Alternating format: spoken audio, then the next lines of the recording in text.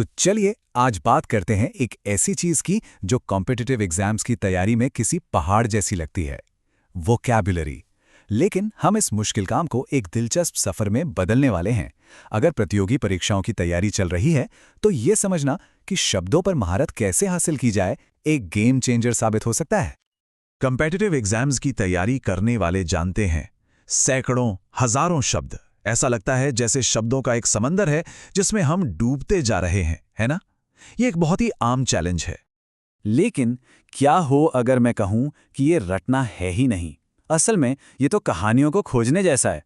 हर शब्द के पीछे ना एक कहानी छिपी होती है, एक हिस्ट्री होती है, और एक बार वो कहानी पता चल गई तो शब्द हमेशा के लिए याद रह जाता है।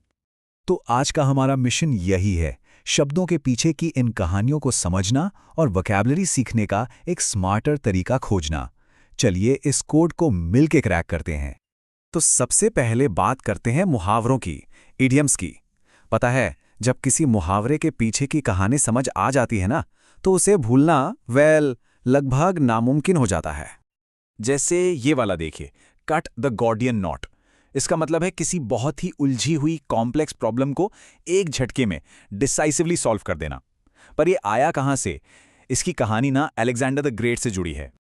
कहानी कुछ यूं है कि एक भविष्यवाणी थी कि जो भी इस गॉर्डियन नॉट नाम की बेहद पेचीदा गांठ को सुलझाएगा वो पूरे एशिया पर राज करेगा।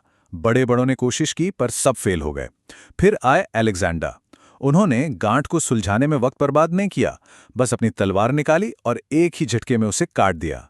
देखिए ये कहानी इस मुहावरे को दिमाग में कैसे बिठा देती है। मुश्किल नियमों में फंसने के बजाय एक बोल्ड और डायरेक्ट सोल्यूशन ढूंढना। बिल्कुल, और आज भी इसका यही मतलब है। मान लीजिए कोई मैनेजर है, सप्लाई चेन की प्रॉब्लम बहुत उलझ गई है और वो एक बोल्ड नई पॉलिसी लाकर उसे सॉल्व कर देता है। तो उसने क्या किया? उसने गॉर्डियन नॉट को काट दिया, मतलब प्रॉब्लम को एक नए एंगल से देखा। अच्छा, एक और जबरदस्त मुहावरा है द सॉर्ड ऑफ डेमोक्लीस, यानी डेमोकल्स की तलवार। इसका मतलब है सिर पर लगातार मंडराता हुआ कोई खतरा, खासकर तब जब कोई पावर और आराम की पोजीशन में हो। इसकी कहानी भी कमाल की है। तो डेमोक्लीस नाम का एक दरबारी था जो अपने राजा की लग्जूरियस लाइफ से बहुत जलता था। तो राजा ने कहा, ठीक है, एक दिन के लिए तुम सिंहासन पर बैठो। डेमोक्लीस तो खुशी से फूला नहीं समाया जब तक उसकी नज़र ऊपर नहीं गई। सिंहासन के ठीक ऊपर घोड़े के एक बाल से एक भारी तलवार लटक रही थी। ये इस बात का सिंबल था कि पावर के साथ हमेशा एक चिंता, एक खतरा बना रहता है। ठीक है, तो कहानियों से आगे बढ़ते हैं। हमारी अगली स्ट्रैटेजी है शब्दों को थीम के हिसाब से ग्रुप करना। आज हम उन शब्दों पर फोकस करेंगे जो अलग अलग तरह के लोगों को डिस्क्राइब करते हैं। सोचिए जैसे किसी कहानी के कैरेक्टर्स हों। स्टोइक, ये हमारा पहला कैरेक्टर है। स्टोइक वो इंसान होता है जो सुख, दुख, अच्छी बुरी हर सिचुएशन में अपनी फीलिंग्स को कंट्रोल में रखता है, एकदम शांत, एकदम स्थिर। अगला किरदार है चार्लेटन।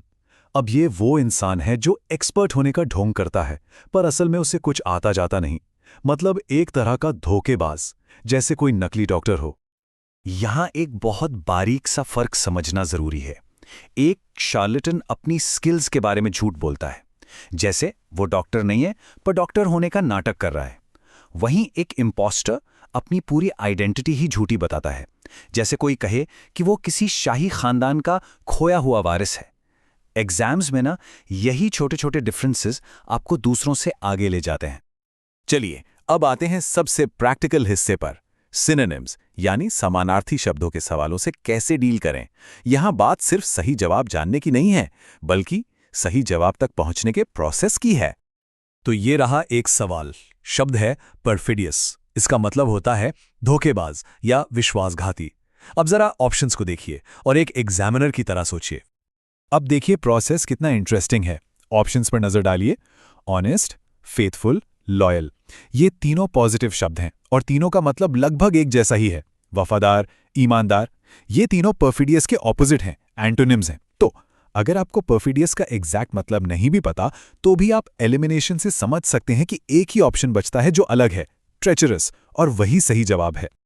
और दोस्तों, यही है सक्सेस की की। सिर्फ एक शब्द का मतलब रटना काफी नहीं है। आपको शब्दों के बीच का रिश्ता, उनकी मीनिंग की गहराई को समझना होगा। यह तरीका आपको किसी भी सवाल को सॉल्व करने में मदद करेगा। तो आज हमने जिन स्ट्रैटेजीज पर बात की है वो सिर्फ शब्द याद करने के तरीके नहीं हैं। ये शब्दों को सच में समझने के बारे में है, ताकि वो आपकी परमानेंट वोकैबुलरी का हिस्सा बन जाएं। तो ये 3 स्टेप अप्रोच आपकी तैयारी को पूरी तरह से बदल सकती है। पहला, कहानी खोजें, खासकर मुहावरों के पीछे की। दूसरा, शब्दों को थीम के हिसाब से ग्रुप करें। और तीसरा, सिनोनिम्स के बीच के बारीक फर्क को एनालाइज करें। याद रखिए, हर शब्द आपको चयन के करीब लाता है। ये स्ट्रैटेजी सिर्फ सीखने के तरीके नहीं हैं, ये आपकी मंजिल तक पहुंचने का रास्ता है।